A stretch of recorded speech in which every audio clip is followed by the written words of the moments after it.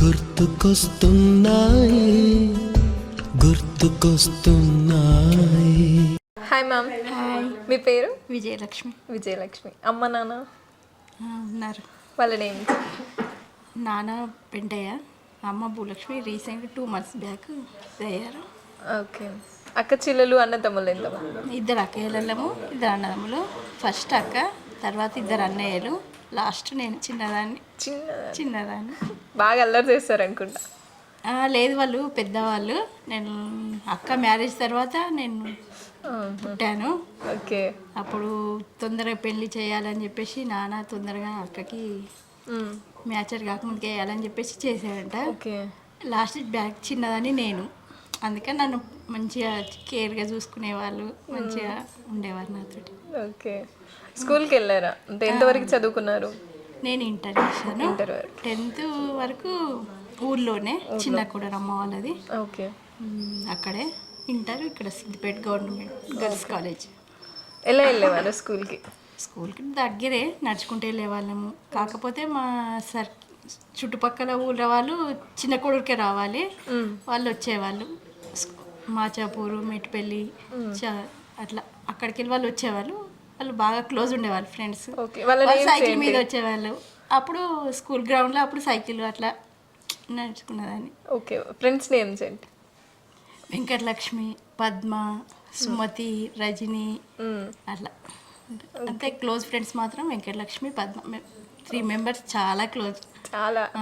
స్కూల్లో ఏం చేసేవారు మీ 3 members? ఒక్కరిని పిలిచినా ముగ్గురు ఉరికే వాళ్ళము. ముగ్గురిని తప్పు చేసే ముగ్గురు దెబ్బలు పడుతున్నారు. అట్లా తప్పు ఏం చేయకపోదాము, ఏదైనా ముగ్గురు పోటీ కొద్ది చేసేవాళ్ళం మేము. చదువు కానీ ప్రేయర్ కానీ అట్లా ముగ్గురం మేమే ప్రేయర్ ఇచ్చే అట్లా పార్టిసిపేట్ చేసేవాళ్ళం. అట్లా చాలా క్లోజ్. షేర్ ఇచ్చిన హోంవర్క్ కంప్లీట్ చేసేవాళ్ళం కంపల్సరీ. అది మాత్రం డైలీ కంపల్సరీ. అట్లా ఎగ్జామ్స్ లో కాపీ కొట్టడాలు అలా ఏమైనా చేశారు? చేయలేదు. ఒక్కసారి కూడా చేయలేదు, అలా చేయలేదు. అంటే నాకు చూపించి అని అనుకోలే మీ 3 members? లేదు, మాకు చదివే వాళ్ళం కదా ఎప్పటికప్పుడు, అలా మాకు అలా రాలేదు. ఇంకా మా సైడ్కి ఉన్న వాళ్ళు, మా బ్యాక్ సైడ్ ఉన్న వాళ్ళు వాళ్ళకి చెప్పాలి అనేవాళ్ళు. ఆ టైం అయిపోతుంది అని చెప్పేసి మేము చెప్పకపోవడము, అట్లా మా బిజీ మేము రాయాలి చెయ్యాలి అన్నట్టు అలా ఉండేవాళ్ళం. ఓకే. అంటే మీకు సైకిల్ నేర్పించింది మీ ఫ్రెండ్సేనా? ఫ్రెండ్స్ వాళ్ళు తెస్తే వాళ్ళతో అప్పుడు గ్రౌండ్లో నేర్చుకున్నాను. ఓకే. పడ్డారా సైకిల్ తొక్కుతూ ఎప్పుడైనా? నేను పడలేదు. కాకపోతే అమ్మ వాళ్ళు జాతరకు అని చెప్పేసి ఇక్కడ చంద్లాపూర్లో జాతర అవుతుండే, రంగనాయకులది అయినప్పుడు అక్క వాళ్ళు వస్తుండే ఊరికెళ్ళి హాలిడేస్లో. వచ్చినప్పుడు వాళ్ళ పాపను ఎక్కించుకొని వెళ్ళాము. అమ్మ వాళ్ళంతా బండి కట్టుకొని అట్లా వచ్చారు. అయితే వాళ్ళ పాపని కింద పడేసాను. అప్పుడు ఉన్నది కథ చాలా. అప్పుడు అంటే తను పట్టుకోలేదా లేకపోతే ఏమైంది? స్కిడ్ అయింది. పాపకు దెబ్బ తాకింది, బాగా దెబ్బ తాకింది, ఏడ్చింది. వాళ్ళు అన్నారు కానీ నాకే అప్పుడు బాగా బాధ వేసింది దాన్ని చూసేసరికి. అలా. ఓకే. మీరు ఏడ్చేసారు, అమ్మో నన్ను ఏమంటారో ఏంటో అని? అలా చాలాసార్లు ఏడ్చాను. కాకపోతే అలా ఏం లేదు, వాళ్ళు ఏమనలే. తెలుసు కాబట్టి రోడ్ అలా ఉంది, వాళ్ళకి తెలుసు కాబట్టి నాకే బాధ వేసింది అంతే. పడిపోయింది, నేను పడేసిన అన్న ఫీలింగ్ నాకే ఉంది అంతే. ఓకే. ఇంట్లో తెలియకుండా ఏమైనా అల్లరి చేశారా? ఇంట్లో తెలియకుండా అల్లరేం చేయలేదు. కాకపోతే మా సైడ్ అక్కయ్య వాళ్ళు ఉంటుండే మా పక్క. నాకు అక్కయ్యకి ఒక 4-5 years గ్యాప్ ఉంటుండే. వాళ్ళ ఇంట్లో ఆ అక్కయ్య లాస్ట్, విశాల అని.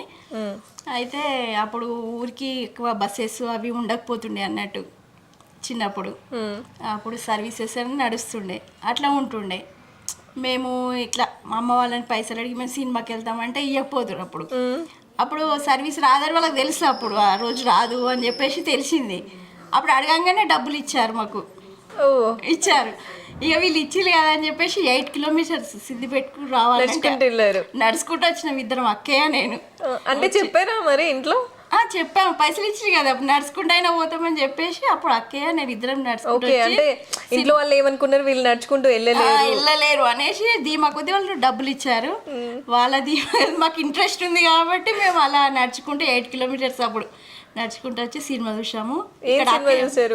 గుర్తులేదు. అప్పుడు నేను గుర్తు తెచ్చుకోండి, మా ప్రోగ్రామే గుర్తుకొస్తున్నాయి కాబట్టి. అంత లేదు. అప్పుడు 7th క్లాస్, అక్క అప్పుడు 10th ఉంటుండే. 6th క్లాస్ కావచ్చు. నేను అక్క 10th క్లాస్ ఉంటుండే. అప్పుడు ఏదైనా అప్పుడు అక్క బాగా క్లోజ్ ఉంటుండే, మేము పక్క కాబట్టి అట్లా వచ్చాము. అక్క వాళ్ళ సిస్టర్ ఇక్కడే ఉంటుంది. నైట్ అక్కడ పడుకొని మార్నింగ్ వెళ్ళాము. అలా వెళ్ళాము. అలా జరిగింది చిన్నప్పుడు. ఓకే. ఇంకా అంటే ఏమేమి ఆటలు అనుకున్నారు స్కూల్లో? కబడ్డీ, ఖోఖో, స్పూన్ గేమ్ అన్నీ. ఏ గేమ్లో విన్ అయ్యేవాళ్ళు? కబడ్డీ, ఖోఖో. మీరే లీడరా? లీడర్. క్లాస్లో కూడా లీడర్ లాగా అట్లా చేశాను. ఓ సూపర్. చిన్నప్పుడు ఎలా రెడీ అయ్యేవారు? అంటే పట్టులంగా జాకెట్లు, పంజాబ్ డ్రెస్లు ఇలాంటివి? ఫ్రాక్సే ఉంటుండే. కాకపోతే అమ్మ వాళ్ళు ఇప్పుడు చెప్పాను కదా, అక్కయ్య అని చెప్పాను కదా, అప్పుడు ఇద్దరం పక్కకే ఉండు కాబట్టి క్లాత్ తెచ్చి కుట్టిస్తుండే ఇద్దరం సేమ్ అట్లా.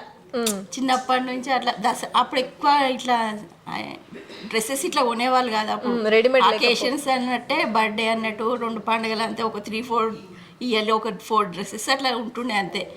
అవైనా కానీ మాకు సేమ్ తెద్దురు, దసరాకి అట్లా సేమ్ తెద్దురు, సేమ్ కుట్టిద్దురు అట్లా. నాన్న సెలెక్షన్ ఉండునా మమ్మీ సెలెక్షన్?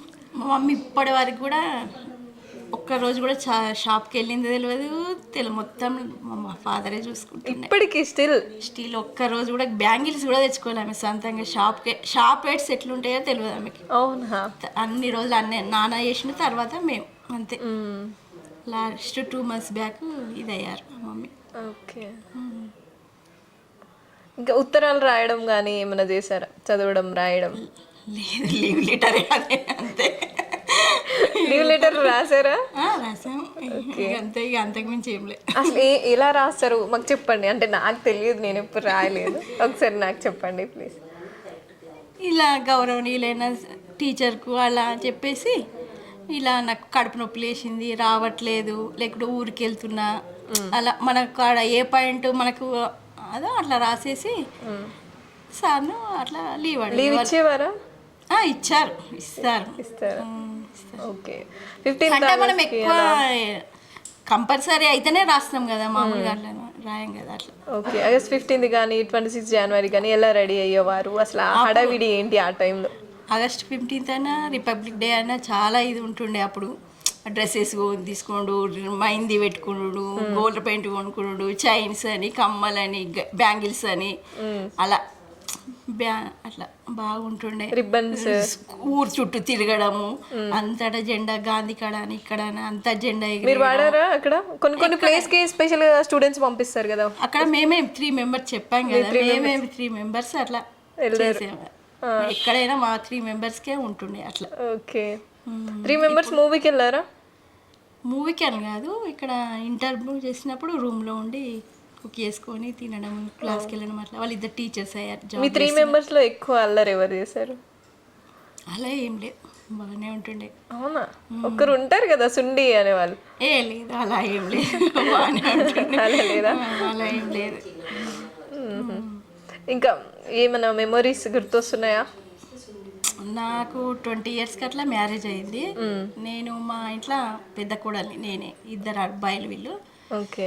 మాకు 5 years దాకా మ్యారేజ్ అయ్యి, నాకు 5 years దాకా పిల్లలు కాలేదు. అత్తమ్మ వాళ్ళకు పిల్లలు అంటే చాలా ఇష్టం. అప్పుడు సడన్గా ఒకరోజు ఇట్లా ఏడుస్తూ పడుకున్నా, ఇట్లా కాలేదని చెప్పేసి. పక్క పంటి ఇట్లా వస్తారు కదా, అప్పుడు ఎవరో తెలియదు. నేను ఇంటర్ చేసినప్పుడు ఇక్కడ సిద్దిపేటలో సాయిబాబా మందిర్ కట్టారు.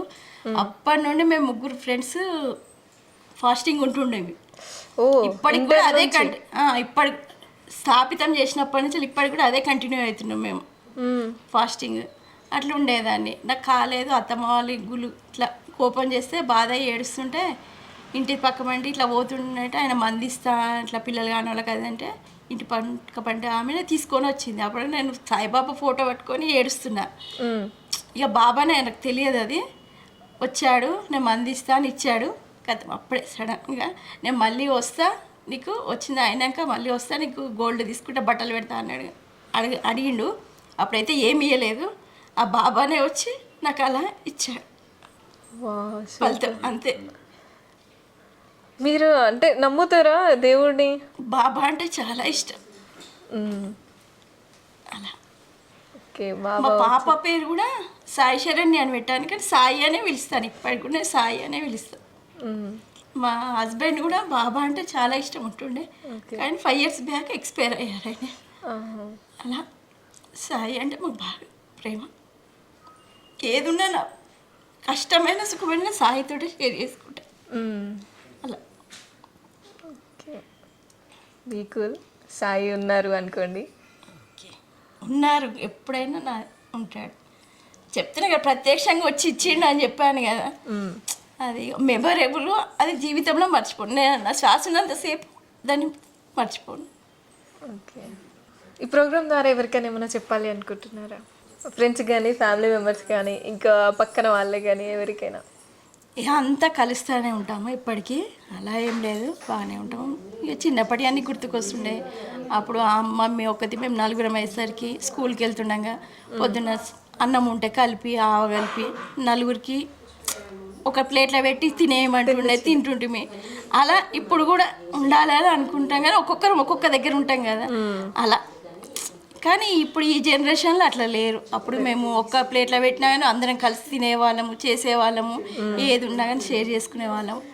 అలా కొత్తగా మమ్మీ పచ్చడి పెట్టిన రోజు అయితే ఇంకా బాగుంటుంది, బాగుంటుండే. అందరు ఇలా కూర్చోబెట్టుకొని ఒక్కో ముద్ద పెడుతుండే, బాగుంటుండే. అలా అలా గడిచిపోయింది చిన్నప్పుడు. మళ్ళీ ఆ లైఫ్ రాదు, అప్పుడు ఇది ఉంటుంది.